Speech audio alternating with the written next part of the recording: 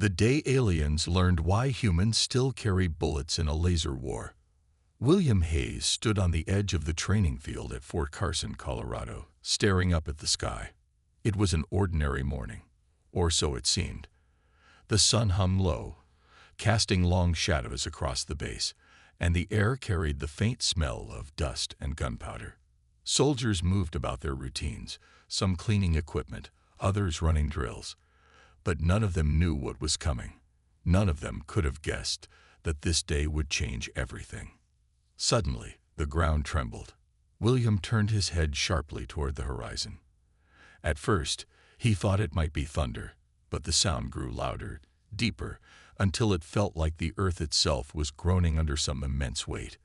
Then he saw them, ships, enormous ships, gliding silently through the air like dark clouds blotting out the sun. They weren't airplanes or drones. They were something else entirely, something alien. Panic rippled through the base almost instantly. Soldiers shouted orders, scrambling to take positions. Weapons were checked, vehicles started, and radios crackled with urgent messages. William didn't move right away. He just stood there, frozen, watching as the massive vessels descended lower and lower. His mind raced. Was this really happening? Had humanity finally made contact with extraterrestrial life? And if so, why did it feel less like a meeting and more like an invasion? Hayes, a sharp voice called out, snapping him back to reality. It was Captain Laura Bennett, her face stern but focused. She jogged over to him, holding a tablet in one hand and pointing toward the armory with the other. "Get your gear. We're mobilizing." "Yes, ma'am," William replied automatically, though his thoughts were still spinning. He hurried to the armory, where rows of advanced laser rifles lined the walls. These weapons had been the pride of Earth's military for years now, capable of cutting through steel and stopping tanks in their tracks. Every soldier grabbed one, strapping it across their chest. But as William reached for his own rifle, something caught his eye. A small wooden crate tucked away in the corner. Inside were old-fashioned pistols, each loaded with bullets. He picked one up, turning it over in his hands. It felt heavy, solid, primitive compared to the sleek lasers everyone else was carrying. "Why are we still using these?" he muttered aloud. Captain Bennett must have heard him because she walked over just then, her boots clicking against the concrete floor. "You'll need it," she said simply without elaborating. "What do you mean?" William asked, frowning. She hesitated for a moment, then leaned closer, lowering her voice. "We don't know much about these aliens yet, but we've seen enough footage from reconnaissance drones to know they're not here to talk. Their armor looks tough, too tough for lasers to penetrate. If things go south, those bullets might be our only shot." William nodded slowly, slipping the pistol into its holster. He wanted to ask more questions, but there wasn't time. Outside, the situation was escalating fast. The alien ships had landed, and reports were flooding in about strange creatures emerging from them. Tall, armored beings with glowing eyes and weapons unlike anything humans had ever seen. As William joined his unit, readying himself for whatever lay ahead, he couldn't shake the feeling that this battle would test more than just their technology. It would test their ingenuity, their courage, and maybe even their faith in the tools of the past. The alien ships loomed over the city like giants towering over ants. Their sleek metallic surfaces reflected the sunlight, making them look almost beautiful, if they weren't so terrifying. William Hayes and his unit stood at the edge of downtown Denver, watching as the invaders began to move. The aliens were huge, taller than any human, with armor that shimmered like liquid silver. They carried weapons that hummed softly, glowing faintly at the tips. No one knew what those weapons could do, but everyone suspected it wasn't good. Captain Laura Bennett raised her hand, signaling for silence. The soldiers crouched behind a row of abandoned cars, their laser rifles ready. William's heart pounded in his chest. He gripped his weapon tightly, trying to steady his breathing. This was it, the moment they'd been preparing for. But deep down, he couldn't shake the feeling that something was off. Why hadn't the aliens attacked yet? What were they waiting for? The answer came quickly. One of the aliens stepped forward, raising its weapon. A beam of blue light shot out, striking a nearby building. The structure didn't just crumble, it disintegrated, turning into a cloud of dust within seconds. Gasps rippled through the unit. William stared in disbelief. That kind of power was beyond anything humanity had ever seen. How were they supposed to fight against something like that? "Hold your fire," Captain Bennett whispered sharply. Her voice was calm, but her eyes betrayed her fear. "We wait for my signal." William nodded, though his stomach churned. He glanced at the pistol strapped to his side. It felt small and insignificant compared to the lasers everyone else was holding. Would it even make a difference? He pushed the thought aside. Now wasn't the time for doubt. Finally, the order came. "Fire!" Captain Bennett shouted. A barrage of laser beams erupted from the soldiers' weapons, lighting up the street like fireworks. William aimed carefully, targeting one of the aliens directly. The beams struck their armor, but nothing happened, not even a scratch. The lasers bounced off harmlessly, leaving the aliens completely unharmed. "No way," someone muttered under their breath. Panic spread through the unit. The aliens turned toward them, their glowing eyes locking onto the soldiers like predators spotting prey. Then they raised their weapons. Blue beams streaked across the distance, cutting through cars and concrete like paper. Soldiers scrambled for cover, shouting orders and warnings. William dove behind a crumbling wall, his heart racing. This wasn't going well. Amid the chaos, William noticed something strange. One of the newer recruits, a young man named Jacob, had fallen during the retreat. He lay on the ground, clutching his leg, unable to move. An alien approached him, its weapon humming ominously. Jacob froze, trembling as the creature loomed over him. Without thinking, William leaped to his feet. He drew his pistol and fired, aiming for the alien's head. The bullet hit its visor with a loud crack, shattering part of the glass-like material. The alien staggered back, stunned, at least for a moment.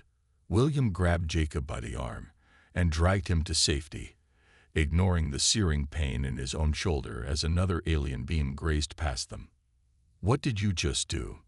Jacob asked, wide-eyed, as they ducked behind cover. "I don't know," William admitted, staring at the pistol in his hand. "But it worked." Captain Bennett joined them moments later, her face pale but determined. "Did you see that?" she asked, pointing at the cracked visor of the alien William had shot. He nodded. "Yeah, bullets might actually hurt them." Her expression hardened. "Then we need to rethink our strategy. And fast." As the unit regrouped, William couldn't help but feel a spark of hope. The aliens were powerful, yes, but they weren't invincible.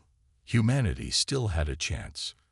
And maybe, just maybe, the old ways would save them after all. The unit regrouped in a narrow alley, their backs pressed against the cold brick walls. The sound of alien weapons echoed through the streets, each blast sending tremors through the ground.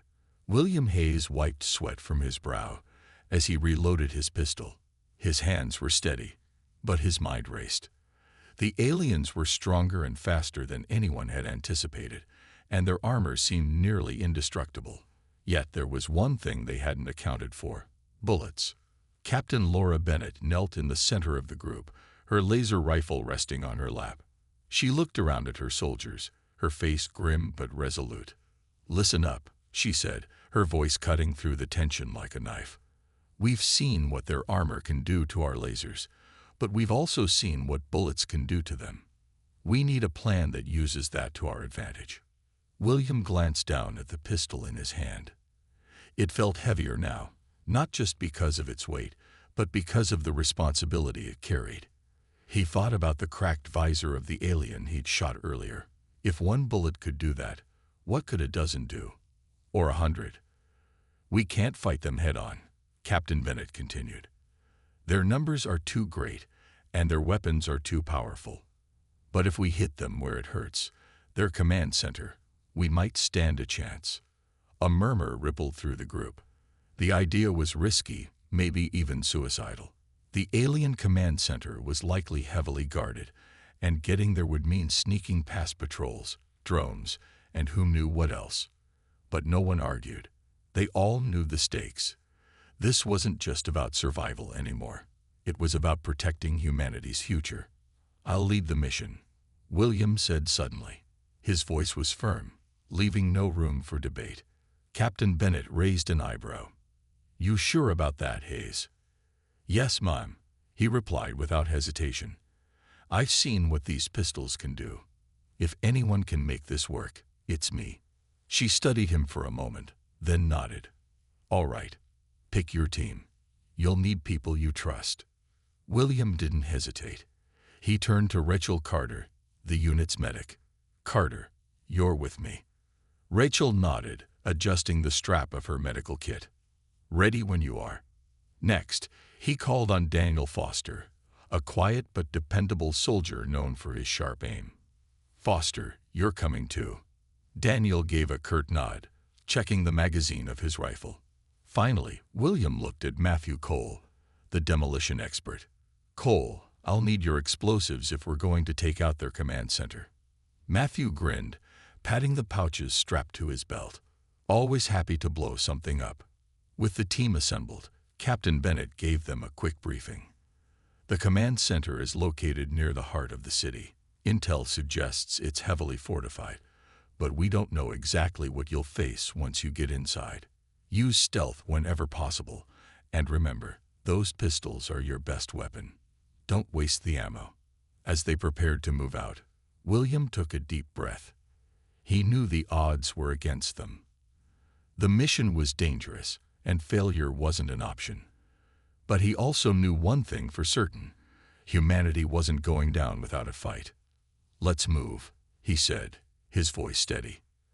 The team slipped out of the alley, sticking to the shadows as they made their way toward the alien command center. The streets were eerily quiet, save for the distant hum of alien ships overhead. Every step felt like walking on thin ice, each sound amplified in the tense silence.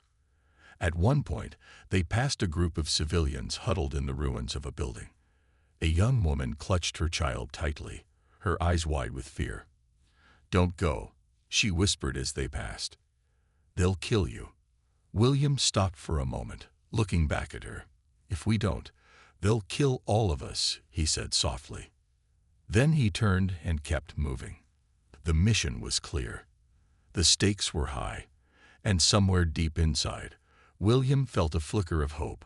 Maybe, just maybe, humanity still had a few tricks left up its sleeve. The team moved carefully through the ruins of downtown Denver, their footsteps muffled by the debris scattered across the streets. William Hayes led the way, his pistol gripped tightly in one hand and a small map in the other. The alien command center wasn't far now, but getting there was proving harder than anyone had expected.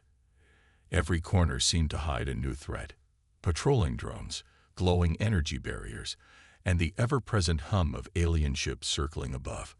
Rachel Carter stayed close to William, her medical kit bouncing lightly against her hip as she walked. She kept glancing over her shoulder, her sharp eyes scanning the shadows for any sign of movement. Daniel Foster brought up the rear, his rifle raised and ready. Matthew Cole was in the middle, muttering under his breath about how much he hated sneaking around. "I'd rather just blow the whole place up right now," he grumbled, earning a sharp glare from William. "Quiet," William whispered, holding up a hand. Ahead of them, a group of aliens stood guard near a large metal structure that pulsed with faint blue light. It was some kind of barrier, blocking their path to the command center. The aliens' armor gleamed in the dim light, and their weapons hung loosely at their sides. They didn't seem to be paying much attention, but even a single wrong move could give the team away. "We need to get past them," William said softly, crouching behind a pile of rubble. Matthew grinned, pulling a small explosive device from his pouch. "Leave it to me." "No," William said firmly. "We can't risk alerting the others. We need a quieter way." Rachel leaned forward, pointing toward a narrow alley on the left. "What about that? It might lead us around them." William nodded. "Good idea. Let's go." The team crept through the alley, sticking to the shadows as much as possible. The narrow passage smelled of smoke and rust, and the walls were covered in graffiti from a time before the invasion. At one point, Daniel froze, holding up a fist to signal the others to stop. A drone hovered at the end of the alley, its red eye scanning back and forth. "Hold your breath," William whispered.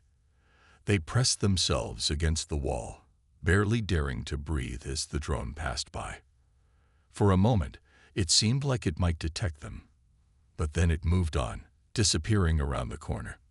"That was too close," Rachel muttered once it was gone. "Tell me about it," Daniel replied, wiping sweat from his forehead. Finally, they'd reached the other side of the alley, finding themselves behind the group of aliens guarding the barrier. William motioned for Matthew to set up a distraction. Matthew nodded, pulling out a small device that looked like a remote control. He pressed a button, and a loud clang echoed from somewhere nearby. The aliens turned toward the noise, their weapons raised. "Now," William hissed. The team sprinted across the open space, staying low to avoid being seen. William's heart pounded as he ran, expecting at any moment to hear the sound of alien weapons firing. But they made it to the barrier without incident. "All right, Cole," William said, glancing at the pulsing blue structure. "Do your thing." Matthew grinned, pulling out a small charge. He placed it carefully on the barrier and stepped back. "Stand clear." A few seconds later, the charge detonated with a soft pop, creating a gap just wide enough for them to slip through. The team moved quickly, ducking through the opening and into the next area. As they pressed forward, the air grew colder, and the hum of machinery grew louder. The alien command center loomed ahead, a massive structure surrounded by towering walls and glowing symbols etched into the ground. William felt a chill run down his spine. This was it, the heart of the invasion. "We're not turning back now," he said, his voice steady despite the fear gnawing at him. The others nodded, their faces pale but determined. Whatever lay ahead, they were ready to face it. Together. The alien command center was unlike anything William Hayes and his team had ever seen. The walls shimmered with a strange metallic glow, and the air inside felt heavy, almost electric. Strange symbols were carved into every surface, glowing faintly as if alive. The hum of machinery echoed through the corridors, mixing with the low, rhythmic pulsing of what sounded like energy cores deep within the structure. William led the way, his pistol raised and his eyes scanning every shadow. Rachel Carter followed closely behind, her medical kit slung over her shoulder. Daniel Foster kept watch at the rear, his rifle ready for any sudden threats. Matthew Cole muttered under his breath, inspecting the glowing symbols on the walls. "This place is creepy," he said, his voice barely above a whisper. "Feels like we're walking into some kind of alien brain." "Focus," William snapped quietly, glancing back at him. He couldn't afford distractions. Not here. Not now. The team moved cautiously through the twisting hallways, their footsteps muffled by the smooth alien floor. Every turn seemed to lead deeper into the labyrinth, and the further they went, the more uneasy William felt. There were no guards in sight, no patrols or drones. It was too quiet, and that made him nervous. After several minutes, they reached a large chamber. In the center stood a massive machine, its surface covered in the same glowing symbols as the walls. Tubes of swirling blue liquid ran through it like veins, pulsing with light. Whatever it was, it looked important and dangerous. "This has to be it," William said, stepping closer. "The shield generator." Matthew grinned, pulling out a small device from his pouch. "Let me work my magic." As Matthew knelt beside the machine, Rachel kept a close eye on the entrances to the chamber. Her fingers hovered near the strap of her medical kit, ready to act if anyone got hurt. Daniel stayed near the doorway, his rifle trained on the shadows beyond. William watched Matthew work, his hands steady despite the tension in the room. The demolition expert fiddled with wires, and placed small charges at key points on the machine. "Just a little longer," Matthew said, his voice calm but focused. Suddenly, a loud hiss filled the air. Everyone froze. From the shadows emerged one of the aliens, its armor gleaming and its glowing eyes fixed on them. It didn't move right away, as if studying them. Then it raised its weapon, the tip humming with energy. "Get down," William shouted, diving behind a nearby console. The others scattered as the alien fired, its beam slicing through the air where they had been standing just moments before. William drew his pistol and fired back, aiming for the alien's visor. The bullet struck true, cracking the glass slightly. The alien staggered, giving them a brief moment to regroup. "Matthew, hurry," William yelled, firing another shot to keep the alien distracted. "I'm almost done," Matthew replied, his hands moving quickly. Rachel crawled over to William, handing him a fresh magazine for his pistol. "We can't hold them off forever," she said, her voice tight with fear. "I know," William replied, reloading his weapon. "Just a little longer." Another alien appeared, then another. Soon, the chamber was surrounded. Daniel took aim, firing his rifle to keep the creatures at bay. Bullets flew, striking the aliens' armor and visors with surprising effectiveness. But there were too many of them, and the team was running out of time. Finally, Matthew stood up, holding up his remote detonator. "I'm ready," he shouted. "Everyone, fall back," William ordered. The team retreated toward the entrance, firing as they went. William waited until everyone was clear, then nodded at Matthew. "Do it." Matthew pressed the button. A series of small explosions rocked the chamber, sending sparks flying and causing the shield generator to shudder violently. The aliens screamed, their glowing eyes dimming as the machine began to collapse. "Move," William shouted, leading the team out of the chamber. They ran as fast as they could, the sound of destruction echoing behind them.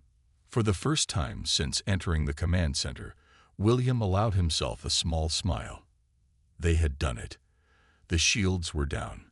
But the war was far from over. The team burst out of the alien command center, their lungs burning and their legs aching from the sprint. Behind them, the structure groaned and shook as the shield generator's destruction rippled through its core. Blue sparks shot out of cracks in the walls, and parts of the building collapsed with a deafening roar. William Hayes didn't stop to look back. He knew they weren't safe yet, not by a long shot. As they reached the edge of the compound, they ducked behind a pile of rubble to catch their breath. Rachel Carter leaned against the cold stone, her chest rising and falling rapidly. "That was too close," she said, her voice trembling. "Tell me about it," Daniel Foster added, wiping sweat from his brow. His rifle was still warm from the constant firing, and his hands were blistered from gripping it so tightly. Matthew Cole grinned despite the exhaustion. "Well, I'd say my explosives did the trick." William nodded, but his expression remained serious. "We've taken down their shields, but that doesn't mean we're done. The aliens will regroup, and they'll come after us harder than ever." Before anyone could respond, a low groan echoed from the shadows nearby. Everyone froze, their weapons raised. Slowly, an alien emerged, its armor dented and cracked, one arm hanging limply at its side. It didn't attack, though. Instead, it held up its other hand, palm facing outward in what looked like a gesture of surrender. "What's this?" Matthew muttered, his finger hovering over the trigger. "Wait," William said, lowering his pistol slightly. Something about the alien's posture didn't feel threatening. Its glowing eyes flickered weakly, and its movements were slow, almost hesitant. The alien made a strange sound, like a mix between a hum and a click. Then, to everyone's shock, a voice entered their minds, not spoken aloud, but somehow understood. "Asterisk, though, not fear. I am not your enemy, asterisk." Rachel gasped, clutching her chest. What is that?" "It's talking to us," William said, his voice steady despite the surreal moment. "In our heads." The alien took another step forward, wincing as if in pain. Asteriski am called Kel, asterisk it continued. Asteriski do not agree with this war. My kind has acted without honor, asterisk. Daniel tightened his grip on his rifle. How do we know this isn't a trick? Kale lowered its head. Asterisk, you have no reason to trust me. But I can help you. Without their shields, your weapons are dangerous to my people. If you wish to survive, you must strike now, before reinforcements. Erev asterisk. William studied the alien carefully. Its injuries looked real, and its tone carried a sense of urgency. Still, he couldn't afford to take chances. Why should we believe you? He asked. Asterisk, I have seen enough death. Asterisk, Kale replied. Asterisk, your species fights with courage, even when hope seems lost. That is something worth protecting, asterisk. Rachel glanced at William, her eyes wide. He's telling the truth. I think he really wants to help. William hesitated for a moment longer, then nodded. All right. What do you know? Kale pointed toward the horizon, where several alien ships hovered in the distance. Asterisk, their central command is located there. Destroy it, and their forces will falter. But you must act quickly. They are already preparing new defenses, asterisk. Matthew stepped forward, cracking his knuckles. Sounds like we got a plan. Let's blow those ships out of the sky. No, William said firmly. We need precision, not chaos. If we hit the right spot, we can cripple their entire operation. Kale nodded slowly. Asterisk, there is a weak point beneath the largest ship, a power core. A single explosive charge will be enough to destroy it, asterisk. William turned to his team. Cole, you're up. Foster, cover him. Carter, stay ready in case someone gets hurt. We only get one shot at this. The team moved quickly, following Cal's directions. As they approached the designated area, William kept glancing at the alien. Part of him still doubted its intentions, but deep down, he felt a flicker of hope. Maybe not all aliens were the same. Maybe some of them wanted peace just as much as humans did. When they reached the target zone, Matthew set to work, planting charges near the base of the largest ship. The others kept watch, their weapons trained on the skies. Finally, Matthew stood up, holding the detonator. It's ready. William nodded, his heart pounding. Do it. Matthew pressed the button, and a massive explosion lit up the night sky. The ship shuddered violently, then began to fall, crashing into the ground with a thunderous roar. For the first time since the invasion began, William allowed himself to breathe. They had struck a critical blow, but the fight was far from over. The destruction of the alien command center sent a ripple through the battlefield. Without their shields, the aliens were vulnerable in ways they had never anticipated. Human forces seized the moment, launching a coordinated counterattack. Soldiers armed with both lasers and bullets pushed forward, their confidence growing with every step. The tide of the war was shifting, and William Hayes felt it in the air, a mix of hope and determination that hadn't been there before. As the team regrouped near the edge of the city, Matthew Cole slapped a fresh magazine into his rifle. Never thought I'd say this, but I'm starting to like these old-school guns, he said with a grin. Don't get too attached, Daniel Foster replied, reloading his own weapon. We've still got a long way to go. William nodded, scanning the horizon. Alien ships still hovered in the distance, their once menacing presence now weakened. But the fight wasn't over yet. Reinforcements could arrive at any moment, and humanity's window of opportunity was closing fast. We need to keep moving, William said firmly. If we can hit them while they're disorganized, we might be able to push them back for good. Rachel Carter adjusted her medical kit, her expression tense but resolute. What's the plan? William pointed toward the largest ship in the sky. That one's their central command hub. Take it out, and we cripple their entire operation. Kale, the injured alien who had joined them, stepped forward. Its movements were slow, its energy fading, but its voice remained steady in their minds. Asterisk, the ship is heavily guarded, but there is a weak point beneath it, A power core. A single explosive charge will destroy it. Asterisk. Matthew cracked his knuckles. Sounds like a job for me. Not alone, William said quickly. Foster, you're with him. Provide cover fire. Carter, stay close to me in case anyone gets hurt. We'll hold the perimeter. The group moved swiftly, sticking to the shadows as they approached the target area. The closer they got, the more intense the fighting became. Alien patrols roamed the streets, their weapons glowing ominously. Bullets flew in all directions, striking alien armor and forcing them to retreat. Humanity's newfound advantage was clear. Bullets worked where lasers failed. When they reached the base of the massive ship, Matthew set to work immediately. He placed charges carefully, his hand steady despite the chaos around him. Daniel kept watch, firing his rifle at any alien that came too close. Hurry up, Cole. Daniel shouted as an alien beam narrowly missed his head. Almost done, Matthew replied, his voice tight with focus. William and Rachel stood back to back, their pistols raised. Bullets struck alien visors, sending shards of glass-like material flying. Each shot seemed to boost the morale of nearby soldiers, who cheered and pressed forward with renewed energy. Finally, Matthew stood up, holding the detonator. It's ready. William glanced around, ensuring everyone was clear. Do it. Matthew pressed the button, and a deafening explosion rocked the ground. The power core beneath the ship erupted in a fiery blast, sending shockwaves through the air. The massive vessel shuddered, its engine sputtering as it began to fall.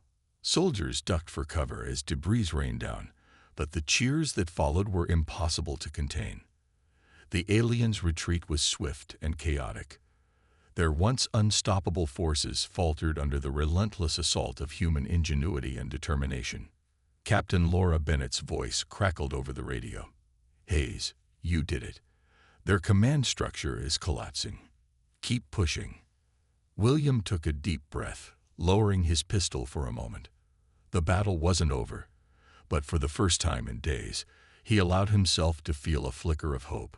Humanity had proven something today, not just to the aliens, but to themselves. Even in the face of overwhelming odds, they had found a way to fight back. And as the sun began to rise over the battered city, William knew one thing for certain. The aliens had learned why humans still carry bullets in a laser war. The battlefield was quieter now, though the scars of war remained. Smoke rose from the wreckage of alien ships, and the streets were littered with debris.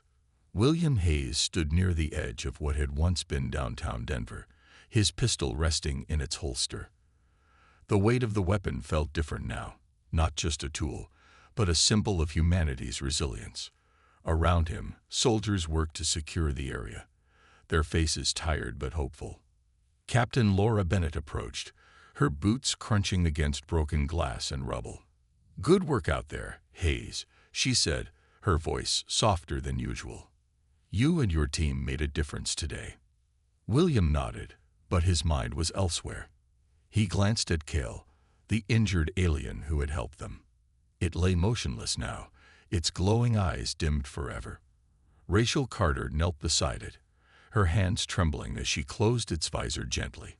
She looked up at William, her expression heavy with emotion.